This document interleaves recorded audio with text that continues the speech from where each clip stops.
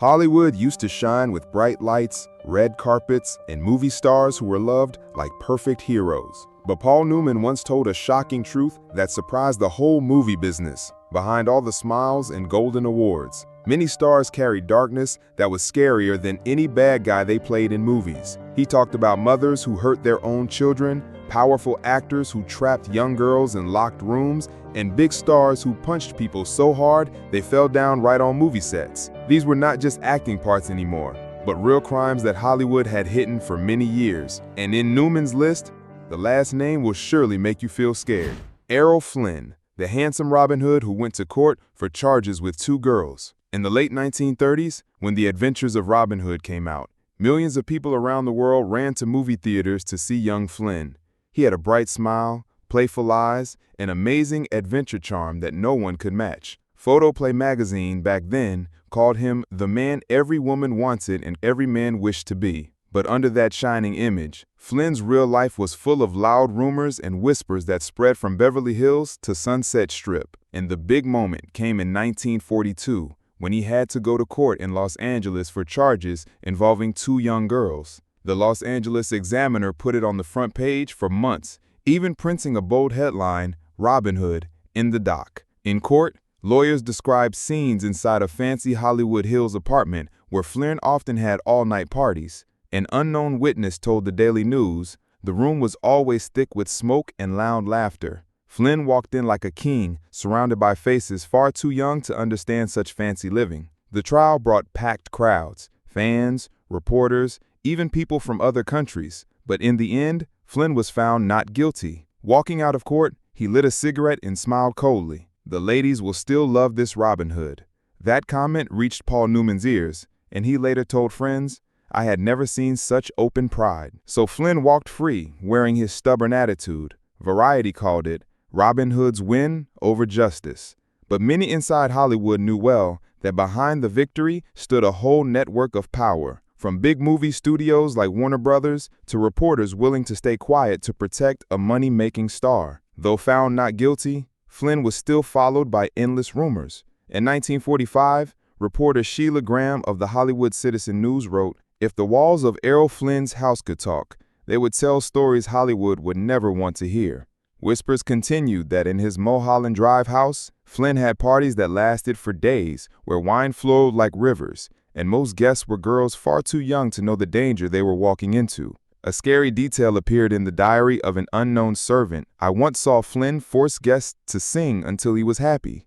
Anyone who said no was thrown out right away, even banned from any movie set where Flynn appeared." This was never proven, but it added more layers to the picture of a man who was both charming and frightening. Flynn's death in 1959 seemed like punishment for the life he had lived. At just 50, he died in Vancouver, Canada, after what people said was running away from debts and whispers that never stopped. The medical examiner's report said his body looked like that of a man over 70. The public was shocked, and the New York Post ran a harsh headline, "Robin Hood Dead, Leaves Behind Movies and Secrets." What scared people most was that despite the dark side, Hollywood still made Flynn into a legend. The heroic, brave Robin Hood image was kept safe while the darkness behind it was buried under layers of silence. But Errol Flynn was not the only one. At the same time, there was a star with an even more holy image. But behind that sweet beauty was a cruel mother who scared everyone around her. That was Joan Crawford. Chapter 2. Joan Crawford, the mean mother who used fame to hurt her children. Paul Newman once leaned back in a wooden chair during a 1979 interview with the New York Times. His eyes stared coldly at the reporter, making the Manhattan room feel suddenly heavy. He said in his deep voice, "Never believe that an Oscar can hide the darkness inside a family. Joan Crawford is the best proof." America held its breath one March night in 1946 when Crawford, dressed in a pure white silk dress, walked onto the stage to get the Oscar for Mildred Pierce. The hall sparkled. Variety put it on their front page, "Hollywood's Queen Born Again." But only hours later in her Brentwood house, that glow turned into a nightmare. A maid, whose story was later published by the Los Angeles Daily News in 1981, told that right after the party, Crawford dragged her adopted daughter, Christina, then 11, out of bed. She forced the girl to stand in front of a mirror and sing the American national anthem. When Christina made a mistake, a hard slap knocked her to the marble floor. That sharp crack echoed through the house. "I still hear it in my dreams," the witness said. Christina later described her childhood in Mommy Dearest as a golden hell. Clothes hangers became whips, glass ashtrays turned into weapons. A classmate remembered in an ABC News special, "In burning July heat, Christina still wore long sleeves. When I asked, she whispered, 'My mother doesn't want anyone to see the bruises.'" The abuse went beyond beatings. Crawford put an hourglass in her daughter's room, forcing Christina to stand still until every grain fell. If it tipped over, the punishment was twice as bad. A leaked diary entry from a housemaid noted, "Once she made Christina kneel before a cross in the living room for hours, screaming, 'You should thank God for having me as your mother.' It felt like some twisted ceremony inside a mansion." The cruelty was in the difference. Hollywood praised Crawford as the perfect mother. Life magazine even ran a cover photo of her surrounded by her adopted children in May 1950. But photographer Lawrence Schiller later remembered that just before the photo shoot, Christina had been beaten so hard her comb broke. Minutes later, she was forced to smile brightly for the camera. The nightmare continued even after Crawford's death in 1977. During the Manhattan will reading, the room froze as the lawyer read the scary line. "For reasons which they well know, Christina and Christopher, the children who suffered most, were cut from millions in money left behind." The Washington Post called it the coldest will in Hollywood history. A lawyer there whispered, "It was the only time I saw a mother get revenge on her children even after death." Paul Newman, speaking to Esquire, said Crawford may have been a queen on screen, but at home she was a mean ruler. The most scary thing is that she still found ways to punish her children, even in death. If Joan Crawford caused horror through beatings and twisted control, the next person Newman mentioned made people afraid through shocking secrets and wild behavior. That was Bing Crosby. Chapter 3. Bing Crosby, the terrible father who beat his children until 2 killed themselves. "They call him the King of Christmas," Paul Newman bitterly told Esquire in 1982, his eyes flashing with held-back anger. "But to me, he was nothing more than a jailer dressed as an angel." Bing Crosby, America's golden voice, the man who turned White Christmas into the best-selling song in history. In the 1950s, Life magazine praised him with happy family pictures. NBC called him America's model father. But inside his fancy Beverly Hills house, his children lived in never-ending fear. Gary Crosby, his oldest son, told in his book Going My Own Way, 1983, "There were winter nights when I held my pillow, shaking in the corner, listening to his footsteps on the stairs. My heart pounded. When the door burst open, the nightmare began again. He carried a belt in his hand, and each hit across my back made me wish I could disappear from this world." On Larry King Live, Gary broke down in tears. "He never hugged me, never spoke a kind word. The only thing I remember is the cold stare as he swung that belt down." His other children suffered too. Lindsay Crosby was sent to the hospital many times for mental treatment at Cedars-Sinai.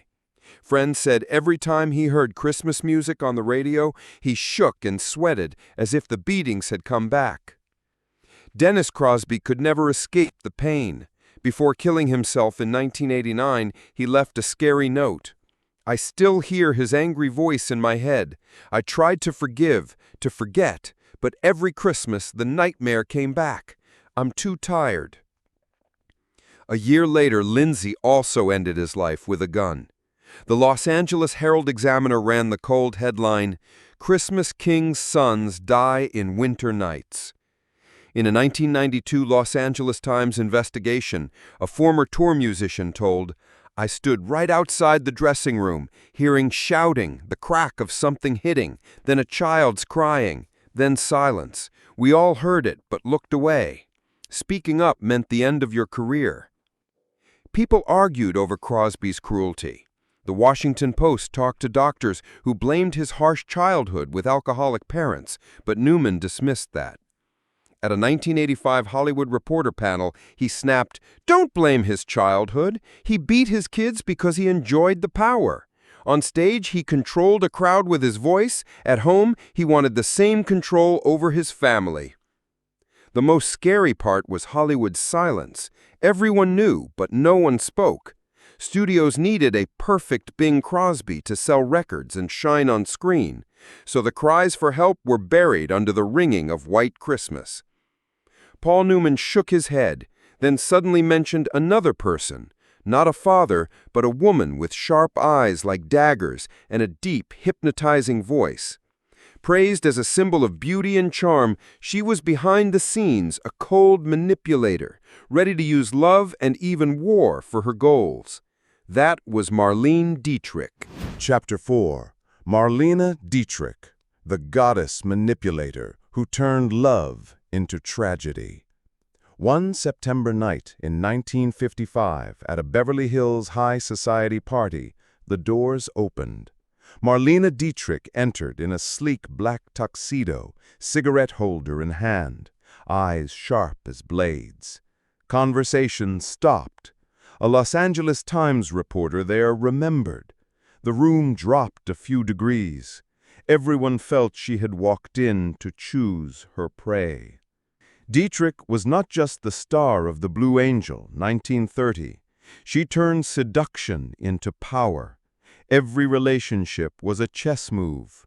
Men were captured by her fake tenderness, women by her rare boldness. But the scary pattern was that those who entered Marlene's game ended broken, tired, or forgotten.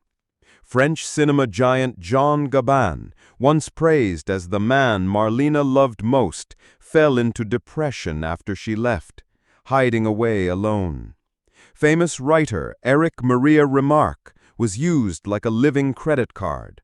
Friends said each time Dietrich appeared, his book money disappeared into her expensive shopping trips and parties.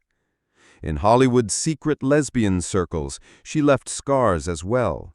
Rumors connected her to Greta Garbo, MGM's ice goddess. Soon after, Garbo pulled back into deeper loneliness, hiding from the world for decades. With Mercedes de Acosta, the famous screenwriter, Dietrich supposedly used her connections before leaving her. De Acosta ended up poor and rejected, dying unknown. Even Claudette Colbert was rumored to have been involved. When Colbert chose her career over an unclear affair, Dietrich cut ties, leaving Colbert haunted by gossip for years. In Paris, the Edith Piaf story was darker still. After an affair with Dietrich, Piaf fell into alcohol and sleeping pills. Friends remembered her collapsing backstage, sobbing, a love that only existed on one side. Marlene's shadow pushed Piaf further down the path of self-destruction. Hollywood had its share too. In 1961, Hollywood Reporter secretly reported a young actress who broke her $1 million contract to follow Dietrich.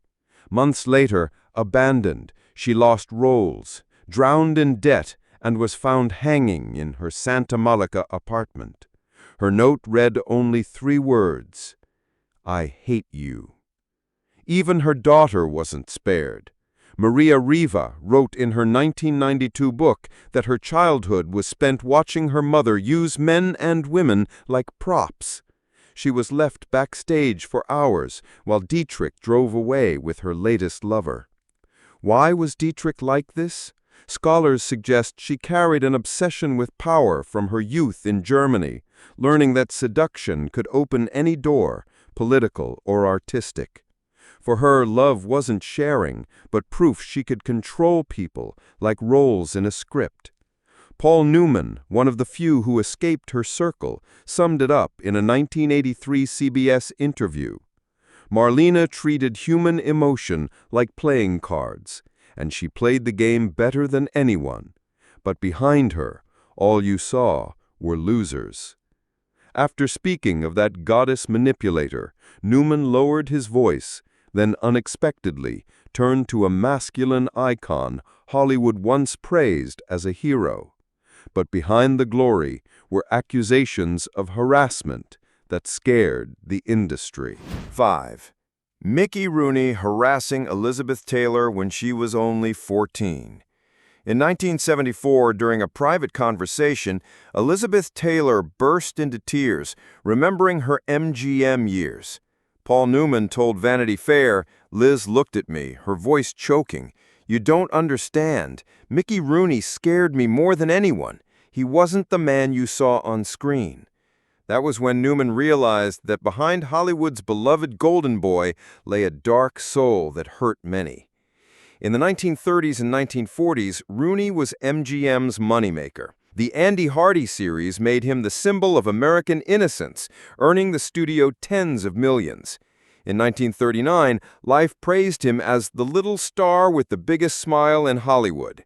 But backstage stories painted a different picture.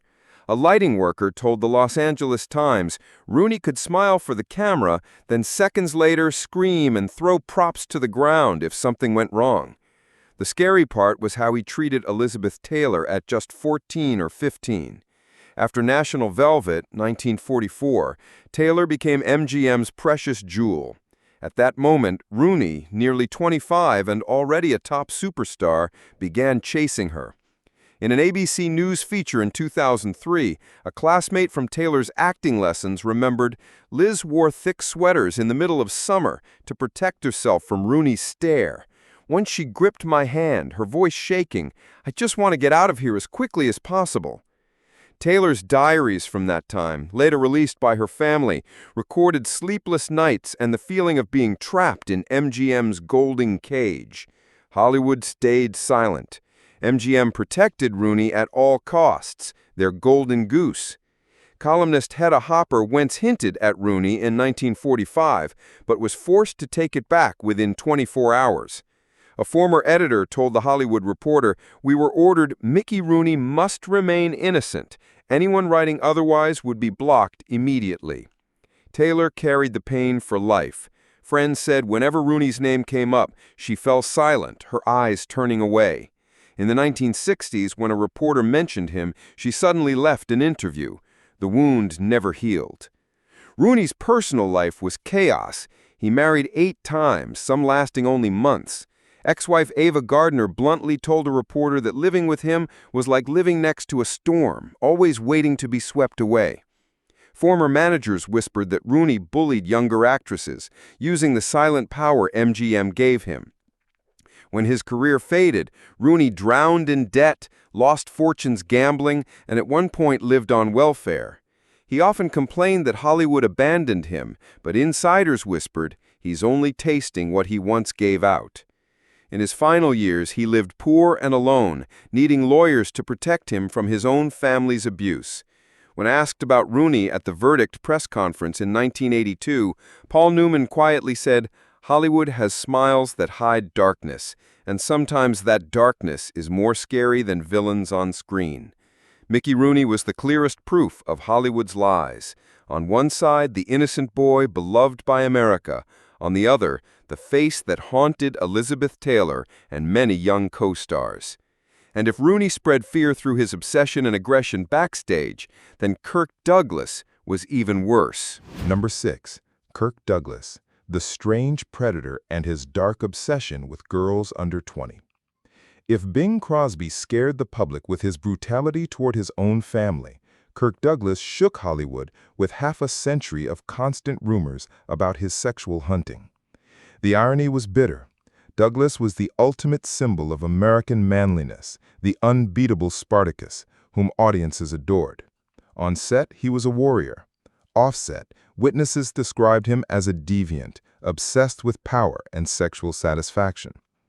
Stories about Douglas began spreading in the 1950s, but nearly all were buried by studios and the media, which saw him as a golden goose.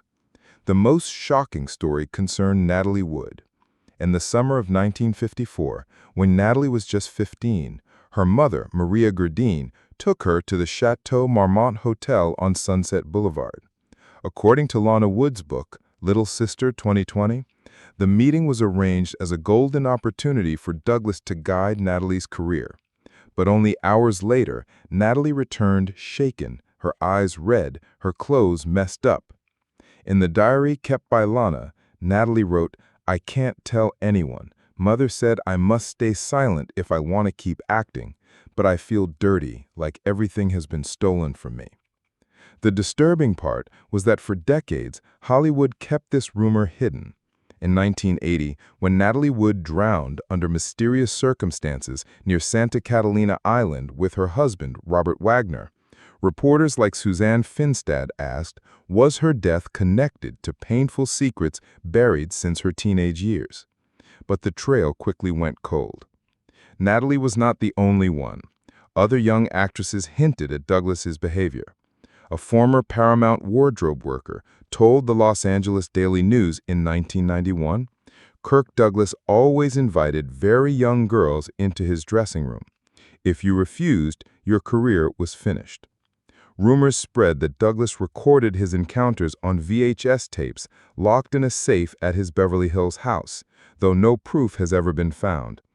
What made the public most angry was that despite these shadows, Douglas was endlessly honored.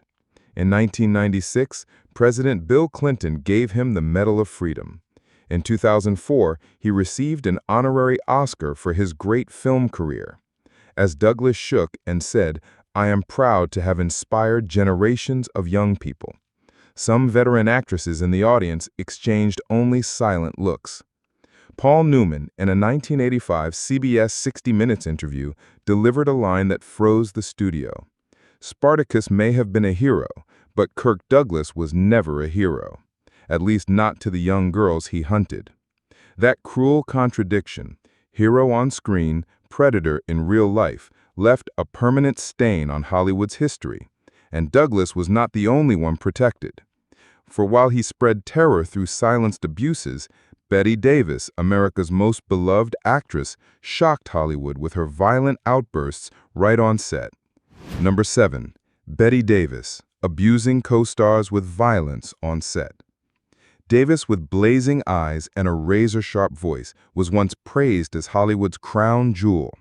All About Eve 1950 made her a legend, with the New York Times praising her as a woman who could turn every line into a weapon. But for those who worked behind the camera, Davis was no goddess. She was a nightmare, a true evil queen. Her explosive temper became legendary. A Warner Brothers makeup artist told the Los Angeles Daily News that Davis could be gentle in a press interview, then minutes later scream in the face of a supporting actor for standing slightly out of place. Her words froze entire sets, while the humiliated victim cried for hours in the dressing room. The peak of her cruelty came during Whatever Happened to Baby Jane, 1962. The film made history not only for its performances, but also for the war between Davis and Joan Crawford. Variety described the set as a battlefield of smoke and fire. In a scene where Davis had to push Crawford to the floor instead of acting, she used her full strength, leaving Crawford so badly bruised she was sent to the hospital at Los Angeles Memorial. When asked by reporters, Davis coldly replied, "I was just doing my job. If she got hurt, that's her problem." Revenge came quickly. In another scene, Crawford secretly hid metal weights under her dress, forcing Davis to strain dangerously as she dragged her. Davis nearly hurt her spine and had back pain for weeks. An assistant director told Inside Hollywood 1989, "No one could tell where the acting stopped and the real hatred began. They turned the film into torture." Crawford wasn't Davis's only victim. On the set of The Private Lives of Elizabeth and Essex, 1939, Davis slapped Errol Flynn so hard that a red handprint stayed in front of the entire crew. Flynn later admitted in his book that he felt more humiliated than from any real fight in his life. A supporting actor in All This in Heaven 2, 1940, remembered being struck on the head with a script when he forgot a line. He quit acting soon after, saying sharing a set with Davis was like living in a military camp under constant guard. Even the crew feared her. A script clerk once wrote in her diary, "Whenever we heard the echo of Davis's heels in the hallway, everyone froze. It felt like waiting for a storm." Paul Newman, who once saw Davis reduce a young actress to tears with a public insult, commented in Esquire, "No one denies Bette's talent, but I've never seen a woman spread so much fear on a film set." Davis's career was brilliant, but her legacy left behind more tears than Oscars. She was praised as a genius, yet remembered as the source of Hollywood's fiercest backstage wars. Chapter 8. Wallace Beery, the Brutal Giant and the Covered-Up Death of Ted Healy. In the 1930s, Wallace Beery was MGM's money-printing machine. He was often among the highest-paid stars, and his role as the rough but loving father in The Champ, 1931, earned him an Oscar. Variety praised him then as a heart of gold beneath a shell of steel. But behind the warm father image, Beery was a violent man tied to secrets that scared Hollywood for decades. His name was forever linked to the mysterious death of Ted Healy, founder of the Three Stooges. On December 21, 1937, at the Trocadero nightclub on Sunset Boulevard, Healy got into a heated fight. Witnesses told the Los Angeles Times there was a brawl. A huge man looking exactly like Beery was throwing punches heavy as hammers. Hours later, Healy was found dead in his hotel room, his body covered in bruises. Strangely, just 3 days later, MGM arranged for Beery to leave for Europe, as if to avoid the storm. The LAPD quickly ruled Healy's death as alcohol poisoning and closed the case in silence. Reporter Sheila Graham wrote in the Hollywood Citizen News, "Some stars are so big that even the law must step aside. Wallace Beery was one of them." The suspicious silence convinced many that Healy's death was one of Hollywood's most obvious cover-ups. Beery's violence didn't end in bar fights. On MGM sets, he was infamous for tormenting child actors. Mickey Rooney once said in a 1991 interview, "Beery was built like a bear, and he liked proving it. Once I read a line wrong, and he slapped me so hard, I fell flat." The crew froze, and Beery just laughed. I still remember that crack of sound. He wasn't the only one who hurt children. In an unpublished book by a lighting worker, it was written, "Child extras always flinched when Beery came near. He would pick them up and toss them into chairs like objects. Sometimes they screamed, and he laughed." A child actor on Slave Ship, 1937, left the set early after Beery squeezed his shoulder so hard it bruised purple. His family stayed silent after MGM paid hush money. Even his private life was dark. His marriage to Gloria Swanson ended suddenly, with Swanson later telling in her book that he had attacked her, forcing her to seek divorce at any cost. She described Beery as a man who only knew fists and brute force. Paul Newman, asked about Beery in a 1981 Esquire interview, frowned and said Hollywood knew these secrets well, but they chose to build legends instead of facing the truth. On screen, Beery played the tender father. Off-screen, he spread terror with his fists. The mysterious death of Ted Healy and the scars of child actors made him one of Hollywood's most monstrous, violent giants. Mentioning Beery, Paul Newman immediately remembered another name, a silent film queen who turned luxury and ego into weapons, draining entire crews to feed her wild ambition. That woman was Gloria Swanson. Chapter 9. Gloria Swanson, the silent film queen who destroyed lives with her huge ego. In the 1920s, Gloria Swanson was praised as the queen of silent film, the ultimate symbol of glamour. She walked red carpets in gowns covered with sequins, trailing fur coats across the floor, entering theaters like royalty. In 1925, Photoplay wrote, "Gloria doesn't just act in films, she turns her life itself into a stage." But that stage became a pit that consumed all around her. In 1928, Swanson took the lead role in Queen Kelly, a massive project directed by Erich von Stroheim. At first, the press called it a historic turning point for cinema. But within weeks, the crew was in hell. Swanson made endless demands, entire costumes replaced because the fabric color didn't suit her eyes.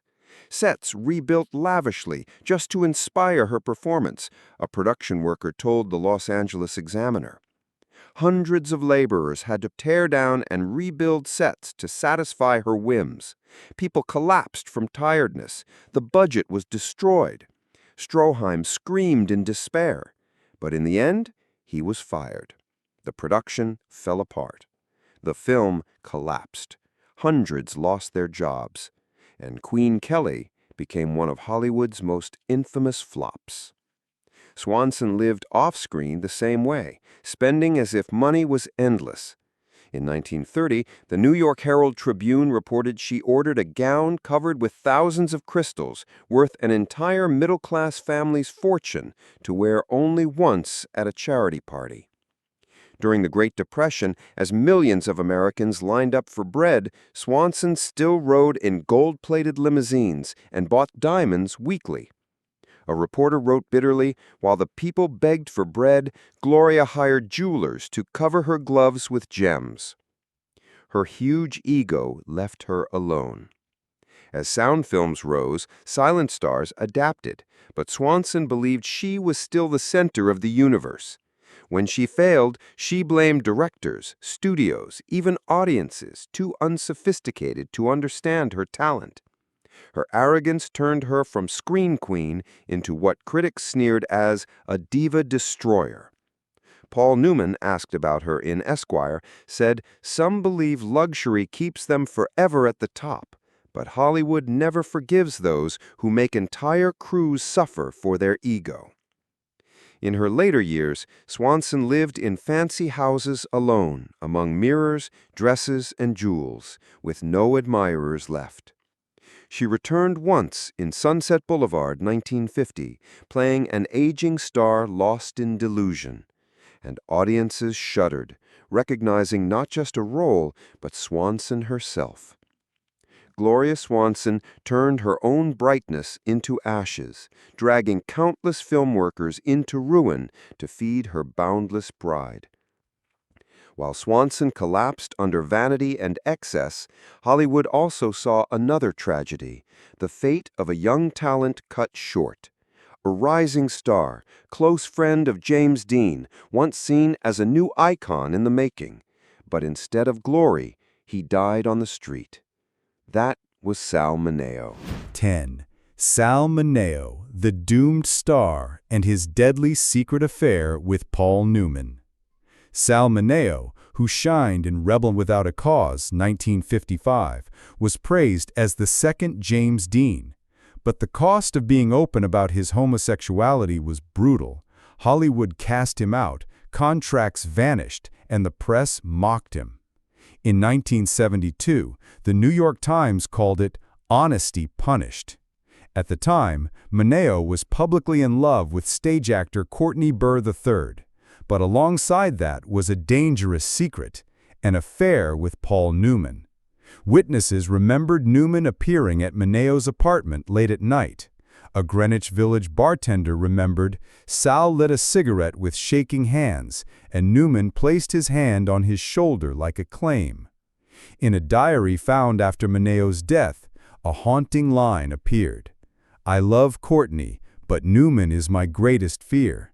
If the truth comes out, I'll pay the price."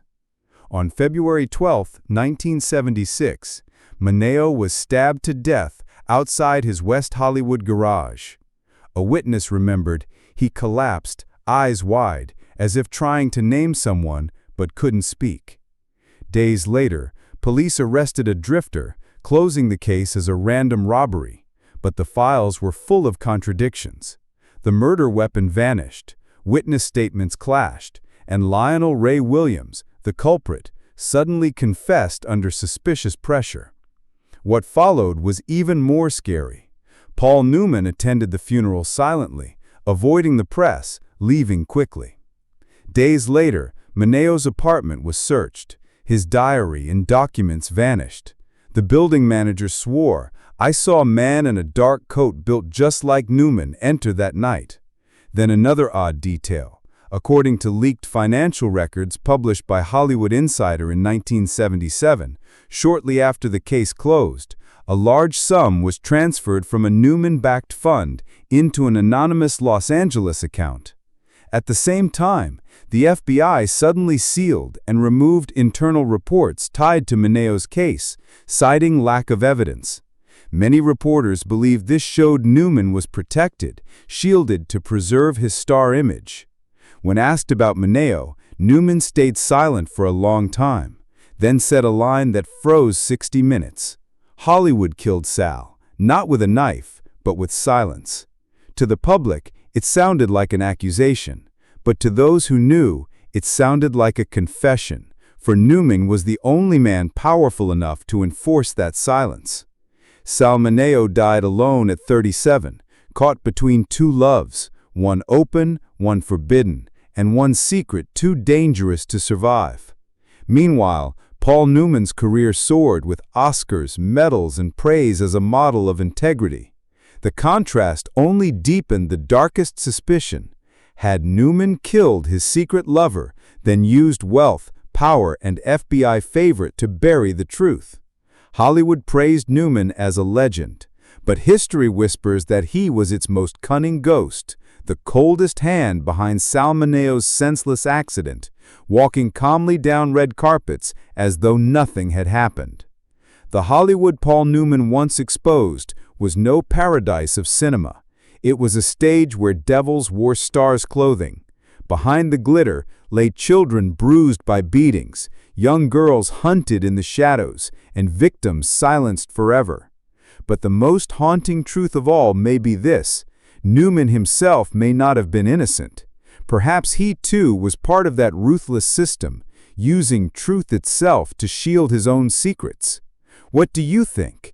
Do these legends still deserve praise? And was Newman truly a whistleblower or also a hidden predator? Leave your comments below, share your perspective, and don't forget to subscribe so we can keep uncovering Hollywood's darkest secrets, buried beneath its golden dust. Because the next name exposed might just be the very idol you still admire.